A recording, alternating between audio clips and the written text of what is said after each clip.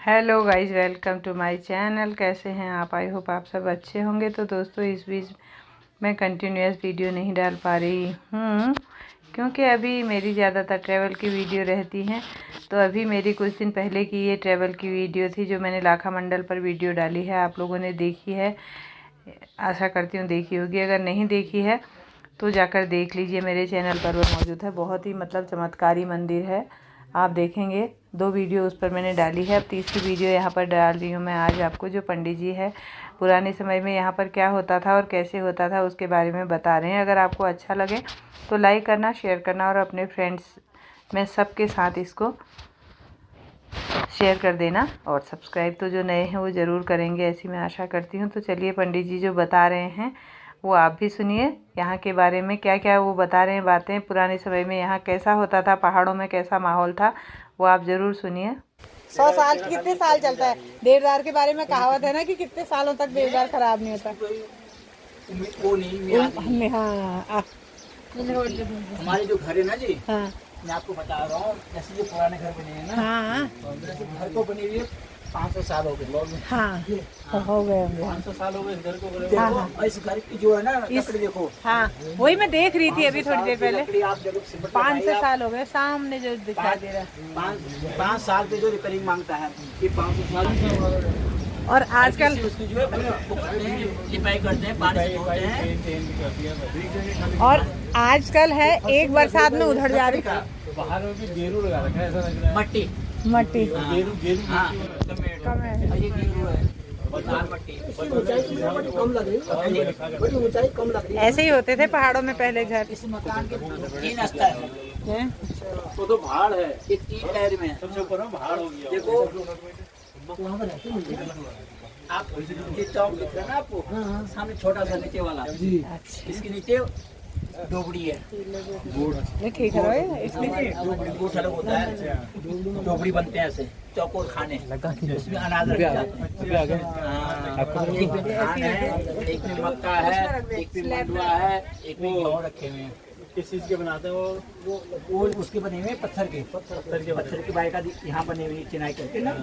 तो ये क्या है, ये क्या है, चीनी जरूरत है, चीनी जरूरत है। तो उसमें कम से कम 20 बोरिए तो इसमें आती है, एक बोरी इसमें आती है। फिर उसके बाद ऊपर ओबरा है, उसमें जो लकड़ी ओबरा बोलते हैं ना, ओबरा। फिर उसमें जैसे पिसा हुआ आटा हुआ, चावल हुआ, या मंडुआ, बोरा, ऊपर का जो पार्ट है उसमें खाना बनता है। जैसे ये पार्ट है ना, इस पार्ट में अब जैसे हम बैठे हैं यहाँ पर, आगे पार्ट इसके नीचे वाले पे वो हो गया, ये सामान सापुर वाला फिर वो खाने बनाते हैं। और जैसे आधा पार्ट ये लकड़ी का है, इसके ऊपर मिट्टी डालेंगे, पट्टा लगाएंगे, फिर इसके ऊपर चूल्हा बनाएंगे, आग जलाएंगे, इसमें आग जलाएंगे इसको।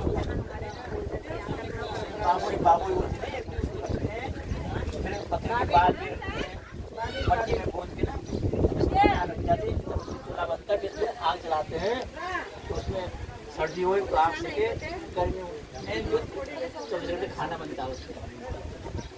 ये उसी तरीके का घर है। ऐसे बहुत सारे घर हैं। हमारा घर है यहाँ पर, हमारे पिताजी बताते बेटा वो घर जो 7 मंजिल था, 7 मंजिल था वो घर।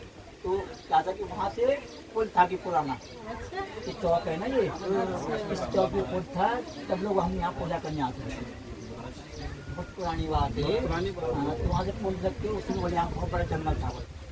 तो हम जब 2-3 परिवार थे वहाँ से पुल लगा के यहाँ आते थे, पूजा करते थे, फिर वहाँ से वापस जाते थे। ये जो विस्तार हुआ ये बाद में, ये तो बाद में हुआ है जब। तो तब जो है यहाँ पर जो बहुत बड़ा घना करके अंदर जो आपने दरवाजा देखा ना पत्थर का दरवाजे में ढेकल जानते होंगे आप? भीमल बोलते हैं कई जगह। ढेकल अलग है, जो गाय कांटे वाला, हाँ कांटे वाला होता है ढेकल, उसको पूजा में रखते हैं। अरे तिमिल किसको बोलते हैं? तिमिल दूसरा और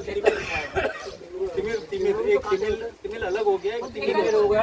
एक ढेकल होता है ना, वो भी होता तिमिल जैसे, पर वो वाला गहू वाला होता है, उसको कहीं नहीं डालते, या तो उसको पूजा में उसके लिए करते हैं, और या फिर उसका दरवाजा था अंदर। अब लगा लो एप्पल कितना होता है, उसका दरवाजा इतना मोटा था, इतना चौड़ा था और इतना मोटा था वो दरवाजा हमने लगा रखा। और ये सामने रखा हुआ है। अच्छा, जो वो दरवाजा है। हाँ, ये एप्पल का दरवाजा है। लगा लो कितना बड़ा रहा होगा एप्पल का पेड़। और कितना चौड़ा। कितना बड़ा चौड़ा देखो ना, चौड़ा नहीं आता।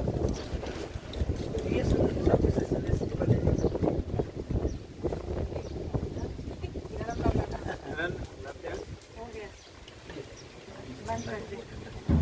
लोग अज्ञातवास में रहे थे। तो जब अज्ञातवास में वहाँ पांडव रहे तो देखो कुछ समय कुछ पांडव इधर आए। तो सामने जो गुफा है उन गुफा में पांडव लोग रहे। फिर ऊपर कुंड है, द्रौपदी कुंड। अच्छा। उसके ऊपर कुंड है, तो पांडव उस कुंड में स्नान करते थे। उस कुंड को द्रौपदी कुंड के नाम से वो प्रसिद्ध है।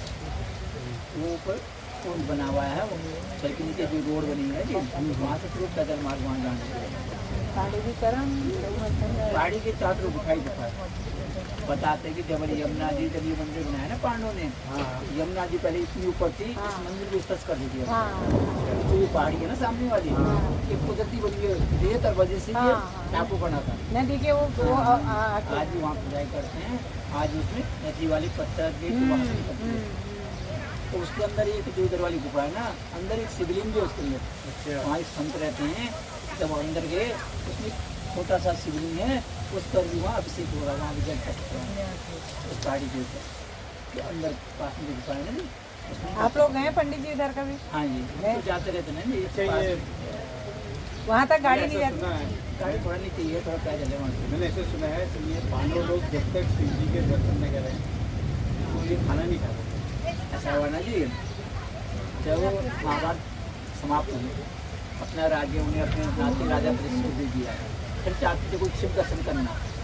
शिव दर्शन करने की उनकी इतनी बड़ी इच्छा थी कि नहीं उनकी मनोकामना पूर्ण हो जाती। जैसे हम सभी यात्रा में जाते हैं, हम भी चाहते हैं प्रभु के दर्शन हो जाएं, तो मन इच्छा पूरी हुआ थी, यात्रा पूरी होती। तो भगवान शिव भोलेनाथ उनसे रुष्ट हो गए। रुष्ट इसलिए हुए उन्होंने अपने भाई बंधुओं को मारा, तो गुरु द्रोणाचार्य को मारा। गुरु हत्या ब्रह्म हत्या से बड़ी हत्या होती है। वो हत्या के कारण भगवान नाराज हो गए, रुष्ट हो गए, धर्मराज जी से दर्शन नहीं देना चाहते। तो भगवान कृष्ण जी बोले धर्मराज जी को, आप जो शिव स्थापना करो, पर ऐसा स्थान ढूंढो जो मध्य हिमालय हो। इसका वर्णन है शिव पुराण, आप सुनते होंगे, केदारखंड का जब अध्ययन चलता है उसमें इसका वर्णन लिखा हुआ है। सामने यमुनोत्री है, मध्य हिमालय। पांडवों ने यमुना जी के किनारे भगवान शिव की स्थापना की। जो भक्त बलि से देवनगर के दर्शन करते हैं, भगवान उनकी मनोकामना पूर्ण करते हैं। जब पांडवों ने ये मंदिर बनाया, यहाँ स्थापित हुए, 1.25 लाख शिवलिंग विराजमान के, तब भगवान को यहाँ प्रकट होना ही पड़ा। तभी भगवान उनको दर्शन नहीं दिए, सिर्फ खड़े हुए वहाँ उनको पीछे से दर्शन दिए।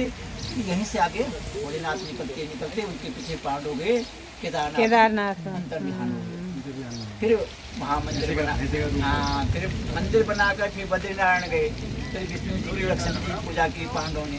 फिर वहाँ से जब आगे जाते हैं, हिमकुंड पार करके स्वर्गारोहण को उनके जो भाई हैं वो सब चोला बदल देते हैं, सब उनकी वहीं मृत्यु हो जाती है, को प्राप्त हो जाते हैं। उनकी पत्नी भी जो चोला बदल देती है। अब रहते हैं धर्मराज जी के। फिर जब आगे जाते हैं तो आगे उनके साथ एक कुत्ता लग जाता है। तो देखते क्या है, वो कुत्ता जोर जोर से वो चिल्ला रहा है। धर्मराज जी ने कहा मेरे साथ यहाँ कोई नहीं है, मैं तो ऐसे जंगल में हूँ जहाँ भगवान रहते हैं, बाकी कोई नहीं है। तो देखा पास जाके तो कुत्ता जोर से चिल्ला रहा था, उसमें जो कीड़े पड़े हुए थे उसके कुत्ते अंदर। भगवान की लीला देखो ना, वहाँ भी परीक्षा हो रही है उनकी। तो कहा कि इन कीड़ों को जमीन पे डालो, मर जाएंगे, फिर पाप लगेगा। तो उन्होंने अपना वजन फाड़ा, देखिए फिर भी वहाँ परीक्षा हुई। स्वर्ग जाने के लिए वजन फाड़ा, सारे कीड़े उन्होंने अपने शरीर में डाले। फिर वही भगवान खड़े हो गए साक्षात। कहा धर्मराज मैं तुम्हारी परीक्षा से बहुत प्रसन्न हूँ, मैंने तुम्हें बहुत परीक्षा ली है और तुमने हार नहीं मानी। सिर्फ तुमने एक बार झूठ बोला, अश्वत्थामा मारा गया नरो या कुंजो, वो तो भगवान कृष्ण की लीला थी ना जी, महाभारत को खत्म करने की। तो तब उसी शब्द से उनको 12 साल का वनवास, 1 साल का अज्ञातवास रहना पड़ा। कहा धर्मराज सामने देखिए आपके विमान आ रहा है, आप उसमें बैठिए, आप स्वर्ग जाइए। तो देखिए भगवान राम ने चोला बदल धर्मराज स्वयं जैसे थे उसी प्रकार से स्वर्ग गए। तो हम मनुष्य हम तो देखो कुछ नहीं है उनके सामने, हम तो सेवक है प्रभु के, तो ये कर्म ही प्रधान है जी, जो कर तरक पड़ा वही साखा। हम लोग इधर गए ना गुजरात साइड में, तो वहाँ पर एक दीव में एक मंदिर है, तो वहाँ पर